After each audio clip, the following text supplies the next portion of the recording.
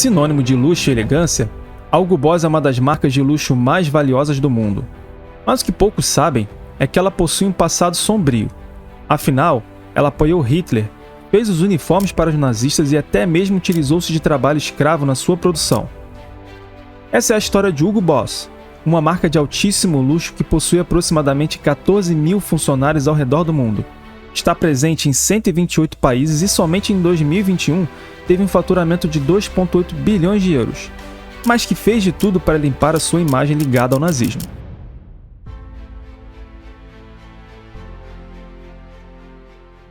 Hugo Ferdinand Boss nasceu na Alemanha em 1885, em uma cidade conhecida por sua indústria têxtil. Os pais de Hugo eram donos de uma modesta loja de lingerie e ele se interessou pela moda desde cedo. Ele começou sua carreira como aprendiz de comerciante. Depois trabalhou em uma fábrica têxtil antes de assumir a loja de lingerie de seus pais em 1908, quando já tinha 23 anos de idade. Mas assim que começou a Primeira Guerra Mundial, Hugo decidiu servir ao exército de seu país, e o fez em 1914 até 1918. Quando voltou da guerra, Hugo retornou às atividades na loja de seus pais. Porém, Hugo tinha sonhos maiores, e em 1923, decidiu que iria lançar a sua própria fábrica para produzir itens como camisas, jaquetas, uniformes, roupas esportivas e casacos.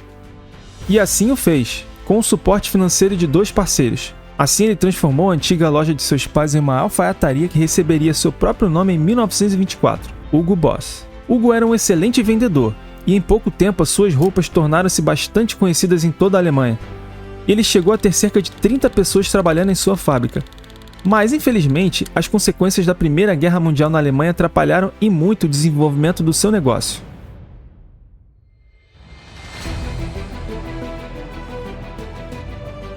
Após o fim da Primeira Guerra Mundial em 1918, diferentes acordos de paz foram assinados pelos representantes nas nações envolvidas, sendo o principal deles o Tratado de Versalhes. O acordo culpou os alemães e seus aliados como os únicos responsáveis pelo conflito, e determinava que o país deveria pagar pelos prejuízos da guerra, por mais que os franceses e os britânicos soubessem que eles não tinham recursos suficientes para isso. Um dos itens mais controversos do tratado foi o pagamento por parte da Alemanha de 132 bilhões de marcos de ouro, o equivalente de cerca de 270 bilhões de dólares na moeda atual.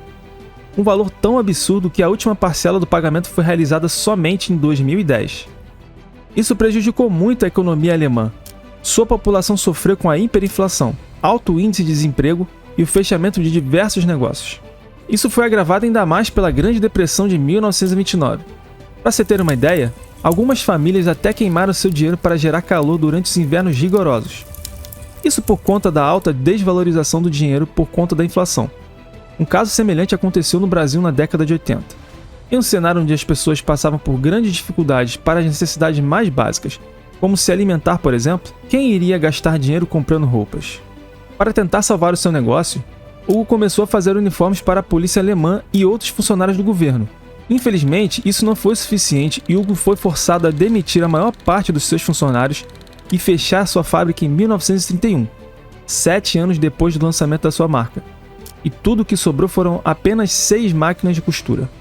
Isso parecia ser o fim da Hugo Boss, mas é aí que começa uma nova fase sombria para a empresa.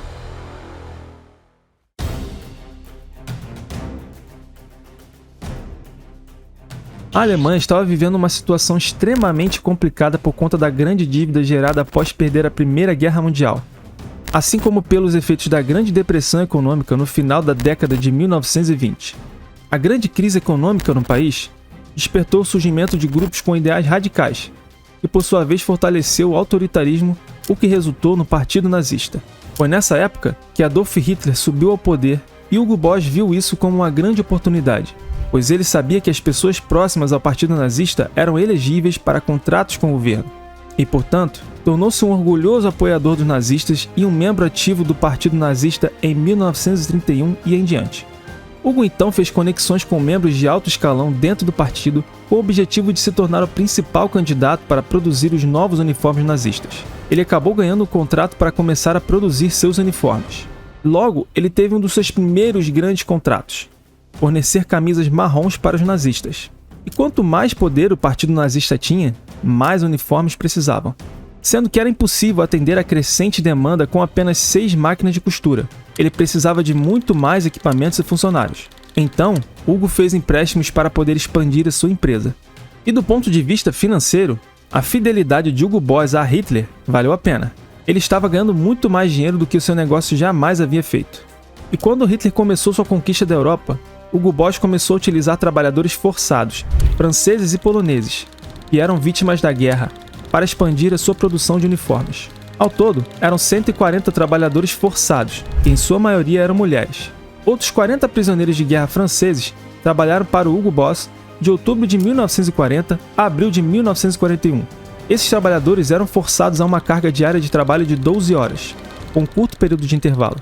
Além dos trabalhadores escravos, Hugo Boss chegou a ter 300 funcionários entre 1938, quando começou o recrutamento militar na Alemanha, e 1945, ano final da Segunda Guerra Mundial. Agora, quanto às crenças pessoais de Hugo Boss, está claro que ele ser publicamente um membro ativo do Partido Nazista foi parcialmente uma decisão estratégica, já que seu negócio estava falido e encontrava-se apenas com 6 máquinas de costura. Mas em seu apartamento foi encontrada uma foto sua com Hitler, o que demonstra claramente que ele teria orgulho da relação que eles tinham. E quando a guerra acabou e os nazistas foram derrotados, Hugo Boss foi investigado. E como Hugo Boss foi considerado um ativista e beneficiário financeiro do Partido Nazista, ele foi proibido de ter um negócio e multado em $70 mil, que equivale a quase $1 milhão atualmente. Apenas 3 anos depois, em 1948, Hugo Boss morreu. E o normal seria pensar que uma empresa com um passado desses iria morrer junto com seu dono, mas nós bem sabemos que isso está longe de ser verdade. Hugo Boss hoje é um sinônimo de luxo e elegância, e possui um império multibilionário. Mas como isso aconteceu? É o que veremos a seguir.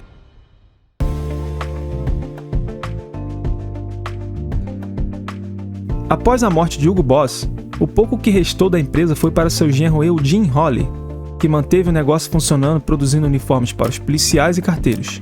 Embora a venda de uniformes mantivesse o negócio funcionando, a marca Hugo Boss não chegava nem perto do que já tinha sido um dia quando Hitler estava no comando. Mas no início dos anos 50, a empresa recebeu seu primeiro pedido para produzir ternos masculinos. Isso se tornou uma grande oportunidade para reformular a marca da empresa e se distanciar do seu passado nazista. Eugene então decidiu que os ternos que iriam produzir seriam elegantes e feitos com materiais de altíssima qualidade. Embora isso fosse caro, essa decisão valeu a pena, pois a marca Hugo Boss deixou de ser apenas uma marca de uniformes básicos para se tornar uma marca voltada ao público com maior poder aquisitivo e que desejava ternos elegantes. Com esse novo foco, a Hugo Boss tornou-se um negócio ainda maior do que quando estava produzindo uniformes para o nazismo, sendo que nessa época a empresa fazia de tudo para manter seu passado sombrio o mais escondido possível, pois sabiam que isso seria um desastre para a imagem pública da marca. Em 1969, Eugene se aposentou e passou o negócio para seus 2 filhos. Eles eram ainda mais ambiciosos que o pai. Eles estavam determinados a transformar a empresa em um ícone da moda global. Os 2 irmãos que assumiram a empresa do pai começaram a comercializar a Hugo Boss como uma marca de design exclusiva para homens, focada especificamente em ternos premium. Essa mudança permitiu que eles se concentrassem exclusivamente na qualidade da produção dos ternos masculinos. E assim eles conseguiram uma excelente reputação em pouco tempo, pois naquela época, os ternos alemães eram feitos apenas com materiais do próprio país, que eram mais rígidos e pesados. Já os irmãos inovaram ao utilizar materiais italianos, que eram mais macios e leves. Como os ternos estavam vendendo muito bem na Alemanha, os irmãos decidiram que era hora de expandir para o mundo, e eles sabiam que para isso precisavam investir muito em marketing, e assim o fizeram. Eles investiram pesado estampando a marca Hugo Boss em carros de corridas usados pelos maiores pilotos da época, como Niki Lauda da Fórmula 1. Investiram em times de futebol e de golfe. Investiram também em algumas das maiores estrelas da época, como por exemplo Sylvester Stallone, que se tornou o garoto propaganda da marca Boss. Essas ações foram bem sucedidas, e em 1976 eles venderam o primeiro terno Boss nos Estados Unidos. E logo em 1980 começou um movimento chamado Yuppie, onde as pessoas desejavam ser CEOs e empreendedores bem-sucedidos. E o terno da Boss se tornou um clássico desse período. Nesse ano, a empresa comemorou a marca de 100 milhões de peças vendidas em todo o mundo. Após consolidarem sua marca com os ternos premium em diversos países, os irmãos decidiram ampliar seu leque de produtos. E assim, em 1985, começaram a oferecer outros produtos para os seus clientes, e em especial a venda de fragrâncias próprias, como o clássico Boss No. 1 para homens, e se tornou um dos produtos mais lucrativos da história da empresa. Ainda em 1985, a empresa foi listada na Bolsa de Valores da Alemanha, e em apenas um ano, a Hugo Boss valia mais do que o valor total somado de todos os outros fabricantes alemães de roupas masculinas. Quando estavam no pico do sucesso, em 1989, os irmãos decidiram vender boa parte de sua empresa para o grupo japonês chamado Leighton House Group, e eles realmente venderam a empresa no momento certo.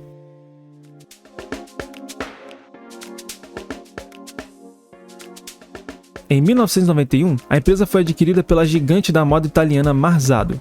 Porém, logo em 92, aconteceu uma recessão econômica que afetou a lucratividade da empresa, e no ano seguinte, o valor das ações já era negociado por menos da metade do que os irmãos já haviam vendido há apenas 4 anos.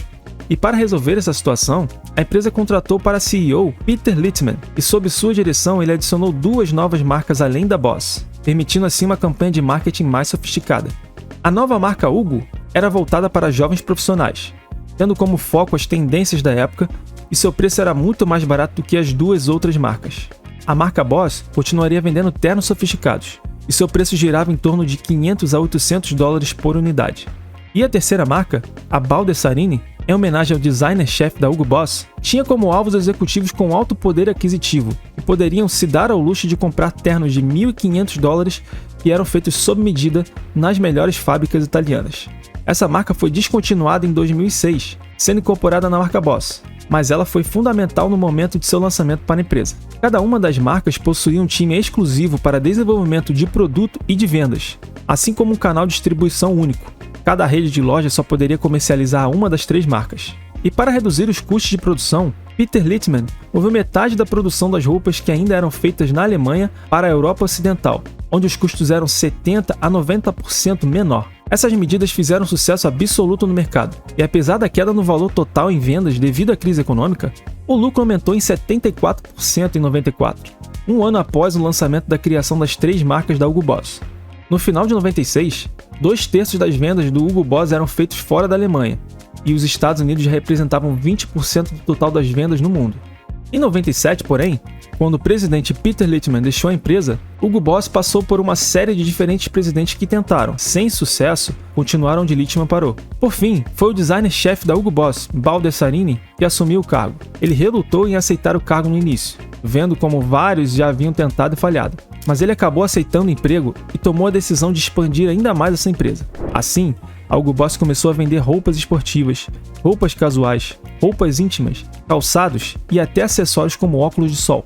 E com o mesmo objetivo de expansão, em 1998, foi lançada a primeira coleção de roupas para mulheres da empresa. Ele também investiu na indústria cinematográfica, patrocinando os filmes de maior bilheteria no final dos anos 90 e início dos anos 2000, assim como também investiu nos modelos e celebridades mais famosos da época. E esse tipo de investimento deu tanto resultado para a empresa que eles continuam seguindo a mesma fórmula de sucesso até hoje.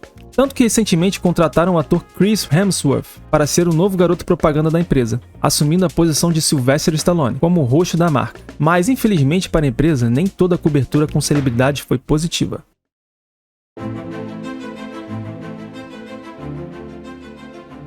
Após a morte de seu fundador, a família de Hugo Boss fez de tudo o que pôde para esconder o passado ligado ao nazismo. Foi somente em 97, após uma revista austríaca recuperar a trajetória do fundador da marca mais famosa da Alemanha, que os fatos voltaram à tona. Por conta disso, em 99, a empresa criou um fundo para reembolsar seus trabalhadores escravos por seu trabalho e experiências traumáticas. E em 2011, pela primeira vez na história da marca, Hugo Boss se desculpou publicamente. Eles emitiram um comunicado dizendo: "Nós nunca escondemos nada e sempre buscamos trazer clareza ao que aconteceu no passado. É nossa responsabilidade com a empresa, com nossos funcionários, nossos clientes e com todos os interessados na história do Hugo Boss.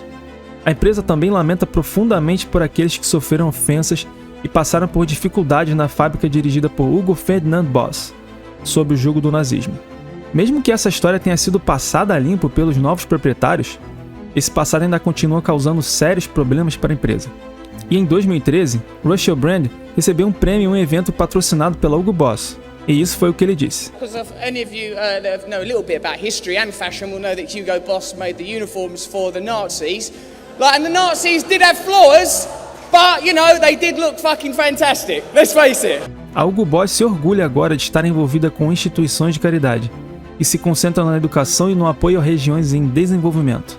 Isso levanta uma questão: como o fundador original se foi há tanto tempo e a empresa agora pertence a um grupo completamente diferente, que parece genuinamente estar tentando ter um impacto mais positivo? Isso significa que as atrocidades cometidas pelo fundador original não deveriam afetar mais a forma como vemos a marca hoje? Afinal, é um negócio completamente diferente do que era naquela época, com valores e gestão muito diferentes. Mas por outro lado, quando a marca se chama literalmente Hugo Boss, talvez não seja tão fácil assim de esquecer completamente as verdadeiras origens da empresa. Qual a sua opinião sobre isso e o que você achou da história da Hugo Boss? Comenta aqui embaixo que eu quero saber, e dá uma olhada no que os outros estão falando sobre isso. E você sabia que Bill Gates se tornou o maior fazendeiro dos Estados Unidos? O verdadeiro motivo disso está ligado a uma crise alimentar que irá aumentar cada vez mais nos próximos anos. Para saber mais sobre esse assunto, confere esse vídeo que está aqui na tela. Clica nele que eu te vejo lá em alguns segundos. Um grande abraço e até o nosso próximo vídeo.